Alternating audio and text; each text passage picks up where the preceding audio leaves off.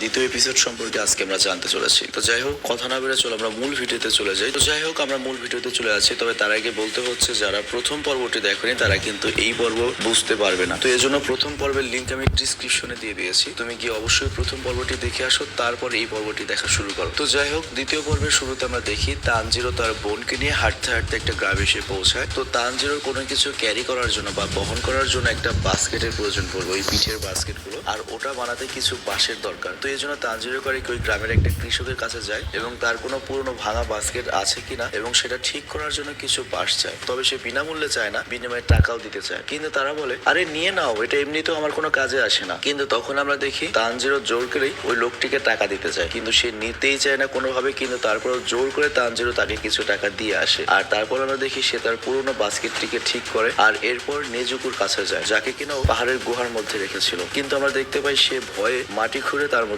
বসে রয়েছে। আর ভয়ের কারণটা হচ্ছে সূর্যের তাপ, কারণ ডিমনদের গায়ে যদি সূর্যের আলো বা তাপ লাগে তাহলে তারা পুড়ে মারা যায়। মানে এটা কিন্তু একটা খুবই কমন থিওরি, রাক্ষস বা ডিমনদের শরীরের উপর সূর্যের আলো পড়লেই তারা পুড়ে যায়। তো যাই হোক, তানজিরো তার বোনের কাছে গিয়ে বলে, তুমি আমার বাস্কেটের মধ্যে ঢুকে পড়ো, যাতে আমি তোমাকে নিয়ে সূর্যের আলোর মধ্যেও সামনের দিকে এগুতে পারি। মানে উদ্দেশ্য হচ্ছে ওই যে ওই পাহাড়ে যাবে। কিন্তু নেজুকো তার ভাইয়ের কথা বুঝে উঠতে পারে না। তবে তারপরেও সে বাস্কেটে গিয়ে বসে, কিন্তু দেখা যায় বাস্কেটটি অনেক ছোট হয়ে যায় নেজুকোর জন্য। তো তানজিরো তখন তার বোনকে বলে, তুমি এর আগে যেভাবে অনেক বড় সাইজের হয়ে গিয়েছিলে সেভাবে কি তুমি অনেক ছোট হয়ে যেতে পারো? তো আমরা দেখি বুদ্ধিটা কাজে লেগে যায় আর নেজুকো ছোট হয়ে বাস্কেটের মধ্যে ঢুকে পড়ে। আর এরপর আমরা দেখি তানজিরো ওর বোনকে পিঠে নিয়ে আবার হাঁটা শুরু করে। আর হাঁটতে হাঁটতে পথের মধ্যে একটা মহিলার সাথে তানজিরোর দেখা হয়ে যায়। আর তার কাছে তানজিরো সাগিরির পাহাড়ের রাস্তা জিজ্ঞেস করে। তো ওই মহিলাটা বলে দেয়, কিন্তু এটাও বলে, দেখো ওই পাহাড়ে কিন্তু রাতে একা চলাটা খুবই বিপজ্জনক, কারণ এর আগেও অনেকে রাতে এই পাহাড়ের দিকে গিয়েছিল ওই পথে, কিন্তু তারা আজ পর্যন্ত কখনো ফিরে আসেনি। তো এই জন্য সাবধানে থেকো। তো তানজিরা তখন বলে, আপনাকে অসংখ্য ধন্যবাদ এবং আমি অবশ্যই নিজের খেয়াল রাখবো। আর এরপর সে আবারও হাঁটা শুরু করে। আর দেখতে দেখতে রাত এসে পড়ে। আর তারপর তানজিরা একটা টেম্পল দেখতে পায় আর সে সিদ্ধান্ত নেয় আজকে রাত সে এখানেই থাকবে। আর তারপর টেম্পলের কাছে যেতেই তানজিরো তাজা রক্তের গন্ধ পেতে শুরু করে। তো এরপর সে যখন টেম্পলের ভেতরে যায় তখন তার চোখ কপালে উঠে যায়। সে দেখতে পায় যে এখানে ডিমন্সরা হামলা করেছে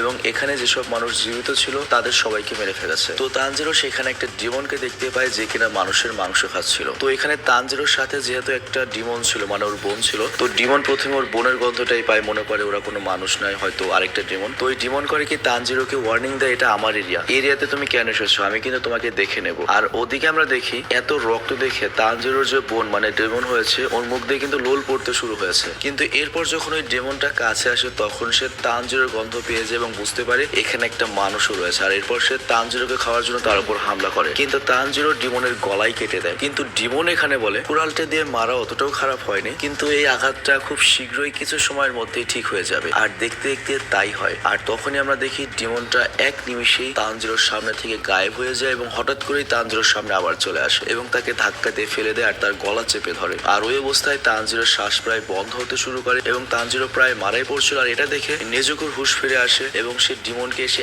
একটা লাথি মারে এবং ডিমনের মাথা আলাদা হয়ে দূরে পড়ে যায়। তো বিনা মাথাওয়ালা ডিমন দেখে তানজিরো তো আরো ভয় পেয়ে যায় যে মাথা ছাড়া কিভাবে এটা চলছে। কিন্তু তারপর আমরা দেখি নেজুকু মানে তানজিরোর বোন করে কি ওই বিনা মাথাওয়ালা মানে যেটাকে নিষ্কন্দ বলে আর কি, সেটার শরীরটিকে লাথি মেরেও দূরে গাছে ফেলে দেয়। তো এতে আমরা বুঝতে পারি যে তানজিরোর বোনও কিন্তু অনেক শক্তিশালী একটা ডেমন। কিন্তু এসবের পরেও কিন্তু এই ডেমনটা মরেনি, মানে মাথা এক জায়গায় জীবিত রয়েছে, বডিটা আরেক জায়গায় জীবিত রয়েছে। তো ডেমন এরপর বলে, তাহলে আমি প্রথম গন্ধটা ঠিকই পেয়েছিলাম যে তোমাদের মধ্যে একজন ডেমন ঠিকই রয়েছে, কিন্তু তোমরা একজন ডেমন আর একজন মানুষ একসাথে কিভাবে? আর এটা বলে ডেমন করে কি তার বডি দিয়ে নেজুকোর উপর হামলা করে এবং আমরা দেখি ওই ডেমনটা এখন আগের চেয়ে আরো বেশি শক্তিশালী হয়ে গিয়েছে এবং নেজুকোকে পিটাতে শুরু করে, যা দেখে তানজিরো করে কি তার বোনকে বাঁচাতে কুড়াল নিয়ে ছুটে যায়। কিন্তু তখনই আমরা দেখি ওই ডেমনের কাটা মাথা থেকে দুটো হাত বের হয়েছে এবং ওইটা আবার তানজিরোর উপর হামলা করে। তো তানজিরো কি করবে এখন বুঝে উঠতে না পেরে নিজের মাথা দিয়ে ডেমনের মাথায় বাড়ি দেয়। তো আমরা বুঝতে পারি যে ডেমনের মাথার দিক দিয়ে দুর্বল এবং এটার প্রভাব খুব ভালো মতো পড়ে।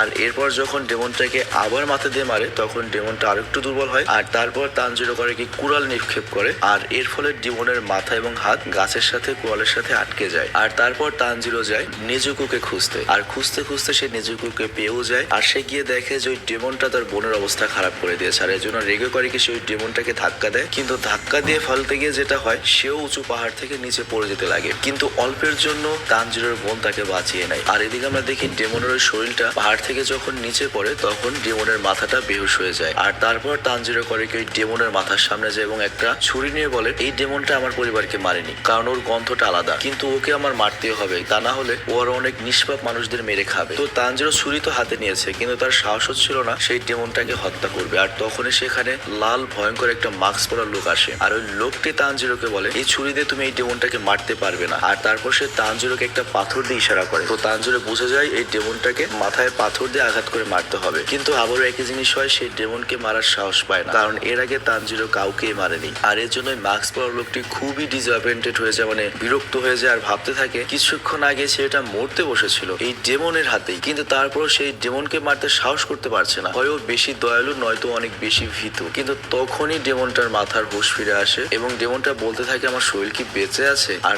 তখনই সে তানজিরোকে দেখে এবং আবার রেগে যায় এবং তার উপর হামলা করার পূর্বেই সূর্য উঠে যায়, যার ফলে ডেমনটা জ্বলে ছাই হয়ে যায়। আর তারপর পরই তানজিরো নেজুকোকে খুঁজতে শুরু করে। আর এরপর সে যখন টেম্পলের ভেতরে ঢোকে সে দেখে নেজুকো আগে থেকেই ওর যে বাস্কেটটা রয়েছে সেটার মধ্যে বসে রয়েছে। আর তারপর ওই মাস্ক পরা লোকটি তানজিরোর কাছে আসে এবং ওকে তানজিরো বলে ডাক দেয়। তো সে এসে তার নামটা বলে, সেটা হচ্ছে সাকুনজি উরোকোটাকি, মানে প্রথম পর্বে ওই ডেমন স্লেয়ারটা যার সাথে দেখা করতে বলেছিল তানজিরোকে পাহাড়ে এসে, এইটাই সেই লোক, মানে তাকে খুঁজতেই তানজিরো এখানে এসেছে। তো ওনার নামটা যেহেতু বেশি কঠিন তাকে আমরা সাকুনজি বলে ডাকবো আর কি। তো সাকুনজি বলে তোমাকে গিউটমেকে আমার কাছে পাঠিয়েছে তাই না? তো তানজিরো বলে হ্যাঁ। আর তারপর সাকুনজি বলে কাল যদি তোমার বোন মানুষ মেরে খেয়ে ফেলে তখন তুমি কি করবে? তো এটার উত্তর তানজিরো দিতে পারে না, সে চুপ করে থাকে। আর তখন সাকুনজি ওর গালে একটা ঠাটিয়ে চড় মারে এবং বলে তুমি এতক্ষণ এজন্যই চুপ ছিলে কারণ তোমার মধ্যে সিদ্ধান্ত নেওয়ার গতি খুবই ধীর। তো এরপর সাকুনজি বলে তোমার বোন যদি পরে মানুষ মেরে খাওয়া শুরু করে তখন তুমি দুটি কাজ করতে পারো, একটা হলো তোমার বোনকে মেরে ফেলা আর দ্বিতীয়টা হচ্ছে নিজেকে মেরে ফেলা, যাতে তোমার বোনকে আমরা মেরে ফেলছি এটা তোমাকে না দেখতে হয়। আর তখন তানজিরো বলে আমি আপনাকে প্রমিস করলাম আমার বোন কখনোই মানুষ খুন করবে না। আর এরপর সাকুনজি বলে আমি তোমার একটা পরীক্ষা নিতে চাই, আমি দেখতে চাই তুমি কি একটা ডেমন স্লেয়ার হতে পারবে নাকি পারবে না। তো এরপর সাকুনজি তানজিরোকে বলে নিজের বোনকে পিঠে উঠিয়ে আমার পিছু নাও। আর তারপর সাকুনজি দ্রুত গতিতে দৌড়াতে থাকে। তো তানজিরো তার পিছনে দ্রুত দৌড়াতে থাকে, কিন্তু শীঘ্রই তার দম বন্ধ হয়ে যাচ্ছিল কারণ তার পিঠে তার বোন রয়েছে। আর তাছাড়া তানজিরো ভাবতেও পারেনি যে সাকুনজি এত বৃদ্ধ হয়েও এত জোরে কিভাবে দৌড়াতে পারে। আবার ও দৌড়াচ্ছিল বলে পেছনের বাস্কেটেতে প্রচুর ঝাঁকুনি হচ্ছিল আর এর জন্য ওর বোনের অনেক কষ্ট হচ্ছিল। তো তানজিরো তার বোনকে বলে আমরা খুব শীঘ্রই পৌঁছে যাবো। আর তারপরে আমরা একটা ফ্ল্যাশব্যাক দেখতে পাই, অতীত দেখতে পাই, যেখানে আমরা দেখি নেজুকো তার কিমোনো ছিল, মানে আমাদের যেমন সালোয়ার কামিজ রয়েছে ওরকম জাপানিজ ড্রেস আর কি, মানে নেজুকোর জামাটা পুরনো হয়ে গিয়েছে, ছিঁড়ে গিয়েছে, সেই পুরনো জামাটাই ঠিক করতে শিলাচ্ছিল। তো তানজিরো তখন এসে এটা দেখে ফেলে আর বলে তোর একটা নতুন জামা দরকার। কিন্তু নেজুকো বলে না না, এই জামাটা আমার অনেক বেশি পছন্দের, আর আমার নিজের জামা কেনার চেয়ে আমার নিজের ভাই বোনদের পেট ভরানোটা অনেক বেশি দরকারি। আর তখন তানজিরো তার বোনকে প্রমিস করেছিল যে আমি তোকে একটা নতুন জামা অবশ্যই কিনে দেবো এবং ভাই বোনদেরও পেট ভরে খাওয়াবো, কিন্তু সেটা আর হয়ে ওঠেনি। তো আজকে তানজিরো তার বোনকে প্রমিস করে যে তোকে আমি আগে আবার আগের মতো মানুষ বানিয়ে দেবো আর তারপর তোর জন্য আমি নতুন জামাও কিনবো, মানে ব্যাপারটা একটু ইমোশনাল ছিল আর কি। তো কিছু দূর যেতেই তারা ওই সাকুনজির টেম্পলে পৌঁছে যায়। আর তখন তানজিরো সাকুনজিকে বলে আমি কি টেস্টে পাশ করেছি? আর এর উত্তরে সাকুনজি বলে তোমার টেস্ট তো এখনো শুরুই হয়নি, আমরা একটা উঁচু পর্বতে যাব। তো এরপর তানজিরো করে কি তার বোনকে শুয়ে সাকুনজির সাথে উঁচু পর্বতে যায়, তো যেখানে উঠতে উঠতে তার অবস্থা খারাপ হয়ে যায়। আর তারপর সাকুনজি বলে সকাল হওয়ার আগেই তোমাকে এই পর্বত থেকে নিচে নেমে টেম্পলে গিয়ে আমার সাথে দেখা করতে হবে, যদি তুমি এটা করতে পারো তাহলে টেস্টে পাস করবে। তখন তানজিরো মনে মনে বলে এটা তো খুবই সহজ কাজ, কারণ আমি তো সাকুনজির গন্ধ মনে রেখেছি, তার গন্ধ শুনে আমি সহজে বাড়ি ফিরতে পারবো রাস্তা চিনে। কিন্তু সে যখন যেতে লাগে তখন তার পা একটা দড়ির সাথে লেগে যায় আর তখনই তার গায়ে কিছু পাথর এসে পড়ে এবং সে একটা গুহার মধ্যে পড়ে যায়। আর সে বুঝতে পারে এই পুরো পর্বতে অনেক ফাঁদ বেছানো রয়েছে এবং সকাল হওয়ার আগে এই ফাঁদগুলো পেরিয়ে টেম্পলে বা মন্দিরে ফিরে যাওয়াটাই হচ্ছে আসল টেস্ট। তো এরপর যখন তানজিরো ভুলক্রমে আরেকটা দড়িতে হাত রাখে তখন আরেকটা লাকড়িশরকে ধাক্কা মেরে দেয়। তো এত ফাঁদের কারণে ও পুরো বিরক্ত হয়ে যাচ্ছিল। আর তাছাড়া পাহাড়ের উপরে অক্সিজেনের মাত্রা খুবই কম ছিল, শ্বাস নেওয়া অনেক কষ্ট হচ্ছিল। তো তানজিরো অনেক বড় শ্বাস নেয় এবং এই ফাঁদের গন্ধ নেওয়ার চেষ্টা করে যে কোথায় কোথায় ফাঁদ থাকতে পারে। আর প্রত্যেকটা ফাঁদের জাল নয়তো কাঠ ইউজ করা হয়েছে, মানে কুকুর যেরকম নির্দিষ্ট জিনিসের গন্ধ ঠিক পায় সেরকম। তো ওই গন্ধটা আমলে নিয়ে ওই ফাঁদগুলো থেকে নিজেকে রক্ষা করেও সামনের দিকে দৌড়াচ্ছিল। আর অন্যদিকে আমরা দেখি সাকুনজি দরজার দিকে তাকিয়ে বসেছিল। আর তখনই সকাল হওয়ার আগে তানজিরো সেখানে চলে আসে, তবে ওর অবস্থা হালুয়া টাইট হয়ে গিয়েছে। আর তারপর আমাদের একটা ফ্ল্যাশব্যাক দেখানো হয় যেখানে আমরা দেখি যে কেন সাকুনজি তানজিরোকে এত ট্রেনিং দিচ্ছে, মানে এটার উত্তর পেয়ে যায়। তো গত পর্বের যে ডেমন স্লেয়ারটা ছিল যার নাম গিউ, ও আর কি সাকুনজিকে কবুতরের মাধ্যমে একটা চিঠি পাঠিয়েছিল যেখানে লিখেছিল আপনার কাছে আমি একটা ছেলেকে পাঠাচ্ছি, ও ডেমন স্লেয়ার হতে চায়। আর এখানে উল্লেখ ওর বোন একজন ডেমন, কিন্তু আমি শিওর ও কোনো মানুষের ক্ষতি করবে না, কারণ ও ডেমন হলো ওর ভেতর আমি অদ্ভুত কিছু দেখেছি, ওর ভেতর মনুষ্যত্ব রয়েছে যেটা আমি কখনো কোনো ডেমনের মধ্যে দেখিনি। আর এই ছেলেটির মধ্যে আরেকটা স্পেশাল ক্ষমতা রয়েছে, সেটা হচ্ছে আপনার মতো ঘ্রাণ নেওয়ার দুর্দান্ত ক্ষমতা। তো আমি আপনাকে রিকোয়েস্ট করছি আপনি ওকে প্রশিক্ষণ দিন, হয়তো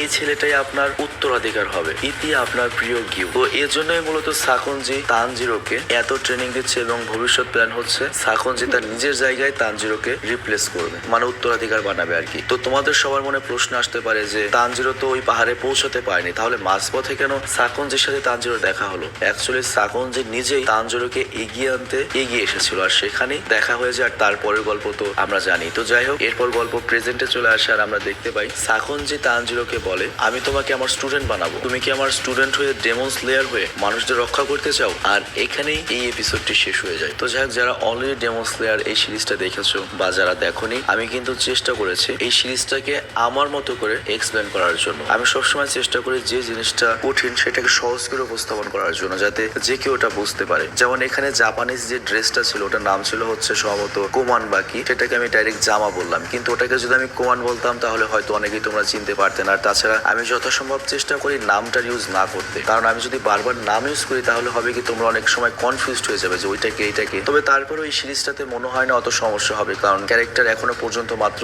4 জন এসেছে। তো 4 জনকে আমরা মোটামুটি চিনতে পেরেছি, আর ভবিষ্যতে যে কয়টা ক্যারেক্টার আসবে আস্তে আস্তে আমাদের মাথায় ঢুকে যাবে। তো যাই হোক, অলরেডি কিন্তু আমি এই ভাই বোনের বিশাল ফ্যান হয়ে গিয়েছি, মানে ওদের যে বন্ডিং, এটা একটা কিন্তু ইমোশনাল ব্যাপার, যে একটা ভাই তার বোনকে বাঁচাতে যাচ্ছে, আবার একটা বোন কিন্তু পুরো ডেমন হয়ে গিয়েছে, তারপর তার ভাইকে বাঁচাতে যাচ্ছে। তো খুবই ইন্টারেস্টিং একটা সিরিজ হবে এটা। যাই হোক, আমি এর আগে ডেমন স্লেয়ার কখনোই দেখিনি, ফার্স্ট টাইম আমি ডেমন স্লেয়ার দেখতে যাচ্ছি তোমাদের সাথে। তো এক্সপিরিয়েন্স খুব ভালো, এবং যারা আমাকে ডেমন স্লেয়ার সাজেস্ট করেছো, স্পেশালি আমার ছোট বোন অলিভিয়া, এবং কমেন্টে অনেকেই বলেছিলে, তাদের সবাইকে ধন্যবাদ। আর আমি স্পেশালি সেই ফ্যানদের থ্যাঙ্কস জানাবো যারা আমাকে জাপানিজ এনিমে দেখতে বলেছিলে বা এক্সপ্লেন করতে বলেছিলে। আমি আগে মনে করতাম 2D অ্যানিমেশন, এগুলো আর কি কাহিনী, কি হবে, কি দেখে পোলাবান হ্যান ত্যান, বাট অ্যাকচুয়ালি তোমরা দেখো চেইনসো ম্যান কি দিয়ে কি করাত মানব কি দিয়ে কি বানালো, ভাই রে ভাই, পুরো ফ্যান হয়ে গেলাম। শেষ এপিসোড এক্সপ্লেন করার সময় আমার ডেঞ্জের জন্য, আকির জন্য, পাহাড়ের জন্য খারাপ লাগা শুরু করলো। তো এইটাই জাপানিজ এনিমে, সিরিয়াসলি ভাই। তো যাই হোক, ভালো থেকে সুস্থ থেকো, টেক কেয়ার, আল্লাহ হাফেজ।